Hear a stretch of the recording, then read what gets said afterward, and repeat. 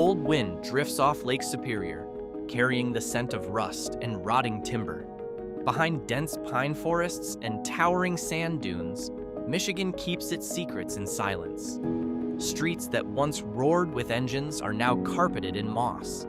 The skeletons of grand buildings stand like gravestones for ambitions that once thrived.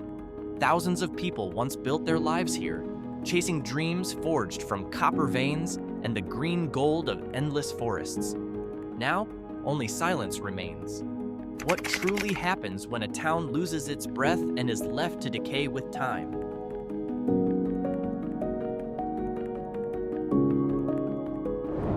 First, it's impossible to overlook this place. Fayette is the largest and best preserved ghost town in Michigan. Maintained as a historic site, Fayette Historic State Park appears almost picturesque today. Calm, beautiful, yet haunting. Along white limestone cliffs overlooking the deep blue waters of Snail Shell Harbor stand the massive remains of iron smelting furnaces. Fayette is not merely ruins. It was once a carefully planned industrial town. At its peak, between 1867 and 1891, the Jackson Iron Company produced thousands of tons of pig iron here. Walking among rows of white wooden houses still standing upright feels like stepping through time. The old hotel, general store, and opera house once served as the social heart of the workers' community. The town died almost overnight when charcoal supplies dwindled and iron production shifted elsewhere. Today, Fayette remains one of the most well-preserved ghost towns in America, where the quiet harbor tells the story of a metal empire's final chapter.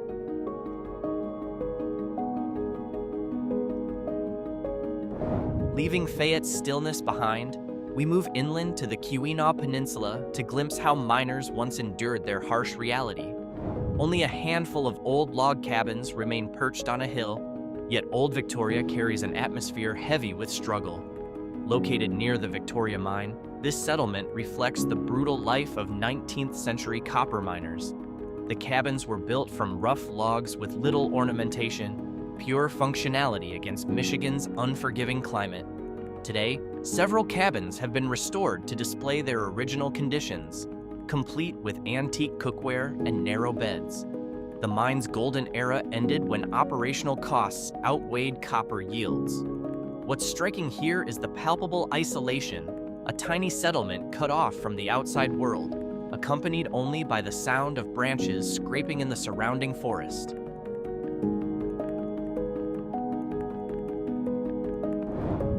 If Old Victoria feels like a retreat into the woods, Singapore vanished under far more unexpected forces. Near the mouth of the Kalamazoo River lies a legend often called the Pompeii of Michigan. Founded in 1836, Singapore was once a bustling lumber port with 3 major sawmills, 2 hotels, and its own bank. It became an important economic hub, supplying timber for the rebuilding of Chicago after the Great Fire. But relentless logging backfired. Without tree roots to hold the soil in place, massive sand dunes along Lake Michigan began to shift, slowly swallowing the town whole. House by house, structures were buried under drifting sand until residents finally abandoned the area in the 1890s. Today, no buildings remain visible. Singapore lies completely beneath the dunes, leaving anyone standing above to wonder what foundations may rest just beneath their feet.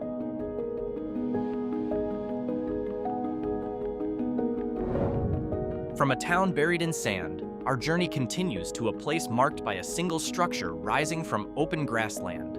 Perched at the tip of Michigan's thumb, Port Crescent was once a powerhouse of lumber and salt production. Its long pier stretched into Lake Huron, busy with ships hauling natural resources.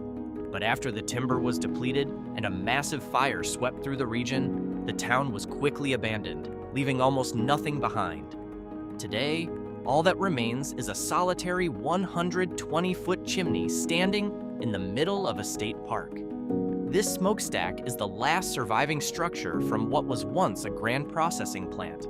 The area is now known as a dark sky preserve, one of the best places to view the stars. It's striking to imagine that this peaceful natural landscape was once a hub of heavy industry filled with black smoke and noise.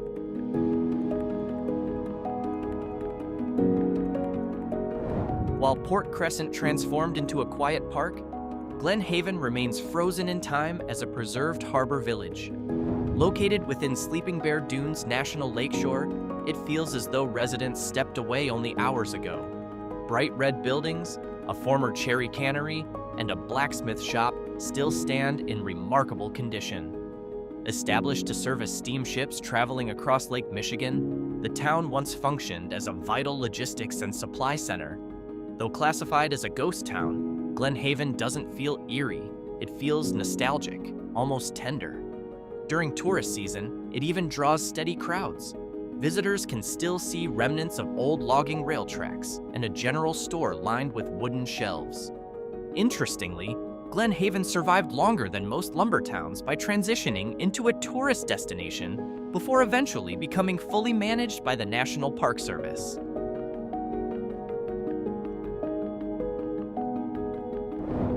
Deep in Iron County lies Gibbs City, the remains of a former logging company town. At its peak in the 1920s, it housed hundreds of workers and operated its own railroad to transport massive logs. But once the surrounding forests were stripped bare, the company pulled out, taking nearly all equipment with it. Today, Gibbs City is a maze of concrete ruins overtaken by vines and undergrowth. Building foundations jut from the earth like broken teeth. Unlike Fayette or Old Victoria, there has been no restoration here.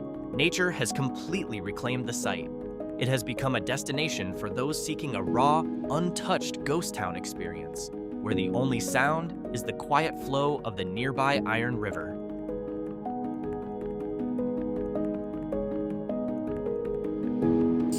Moving on from former lumber hubs, we arrive at a place shaped by the ambition of an automotive titan. Henry Ford didn't just build cars, he aimed to control his entire supply chain. Pequaming was purchased by Ford in 1923 to secure a steady timber supply for the frames of the Ford Model T. Under his direction, the town became a carefully organized company settlement, complete with a school, parks, and neatly painted uniform houses. Ford himself frequently visited for vacations. Pequaming's decline began when wood was phased out of automobile manufacturing.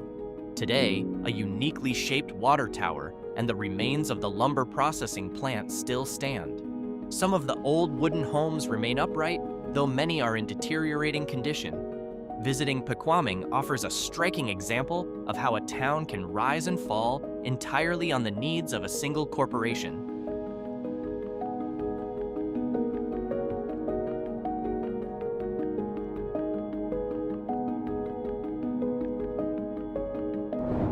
Next is Pere Cheney, a ghost town with one of the darkest histories in Michigan.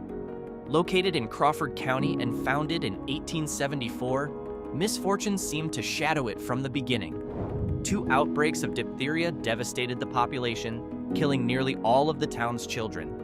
In desperation, remaining residents reportedly burned much of the settlement to stop the spread of disease before abandoning it altogether.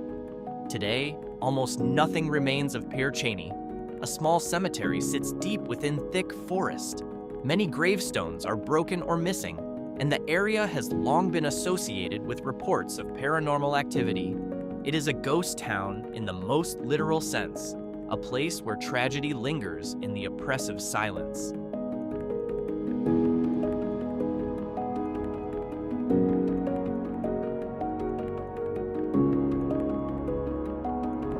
Leaving behind the eerie stillness of Pere Cheney, we arrive at a dramatically positioned industrial ruin. Along the rugged shores of Lake Superior stand the remains of Freda, once home to the Champion Copper Company's massive stamp mill. Enormous concrete structures cling to the cliffs, and a tall brick smokestack rises above them. Evidence of the immense scale of operations that once processed copper ore from nearby mines. Today, Freda is both visually striking and dangerous. Ongoing erosion from Lake Superior is steadily undermining the mill's foundation, sending parts of it collapsing into the water. At its peak, Freda was a busy rail-linked town, moving thousands of tons of material daily. Interestingly, a small number of people still live in houses near the ruins, creating a strange contrast between a living community and the skeletal remains of a once thriving industrial complex.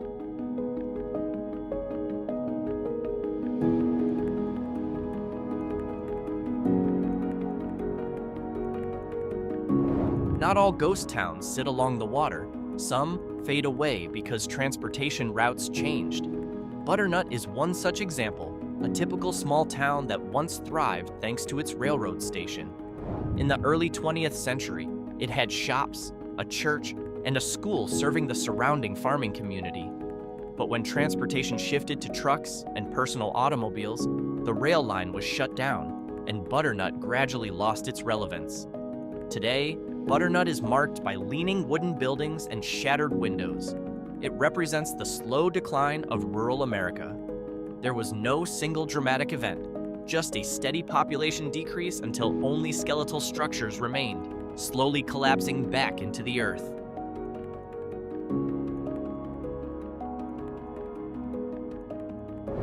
Unlike Butternut's gradual decline, Rawsonville was deliberately erased. Once a prosperous village along the Huron River, it featured a flour mill and a growing residential community. In the 1920s, however, the construction of the French Landing Dam for hydroelectric power caused water levels to rise, submerging most of the town. Today, much of Rawsonville lies beneath Belleville Lake. Above the surface, only a historical marker in a nearby park indicates where the town once stood. Very little physical evidence remains, but its story endures as a reminder of the trade-offs made in the name of technological progress and modern energy demands.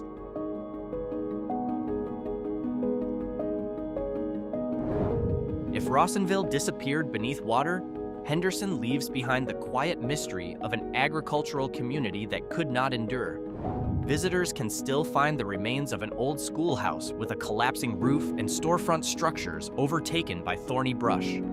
The town once served as an important gathering point for local farmers before urbanization drew residents toward larger cities like Flint and Lansing. Henderson today is profoundly silent. Peeling paint reveals fragile wood beneath, weathered by time. Interestingly, old documents and pieces of furniture can sometimes still be found inside abandoned buildings, as if their owners left in haste, never looking back.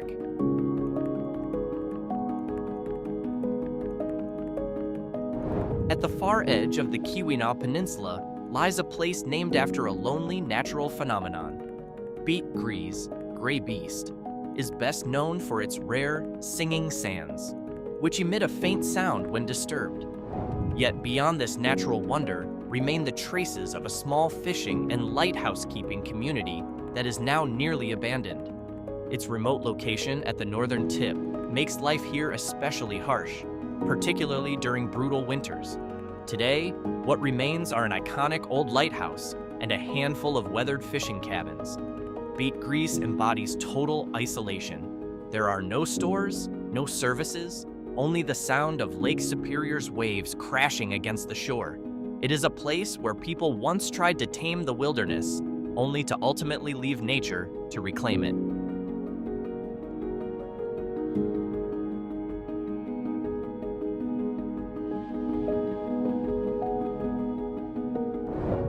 Returning to the height of Michigan's copper boom, we find Central Mine, one of the oldest and deepest mines in the state.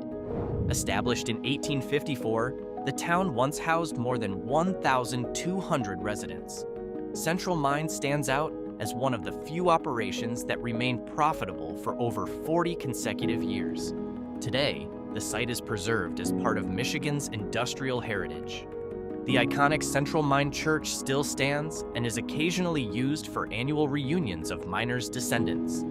Around it, however, most miners' homes have collapsed, leaving only stone foundations behind. Visiting Central Mine reveals a story of structured prosperity, a town built with long-term vision that ultimately surrendered when the copper veins beneath the earth were exhausted.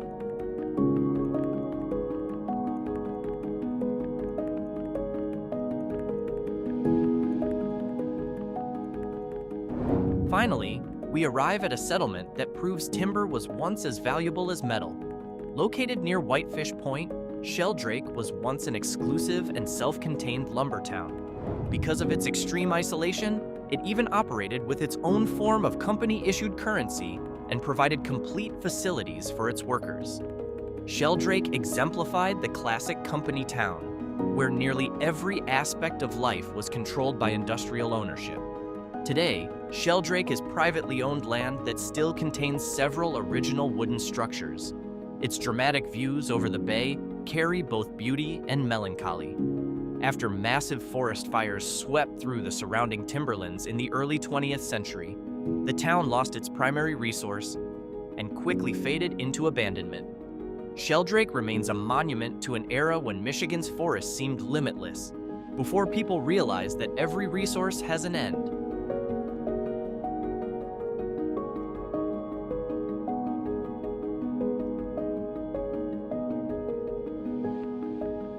Exploring these 15 ghost towns offers a deeper perspective on the meaning of progress.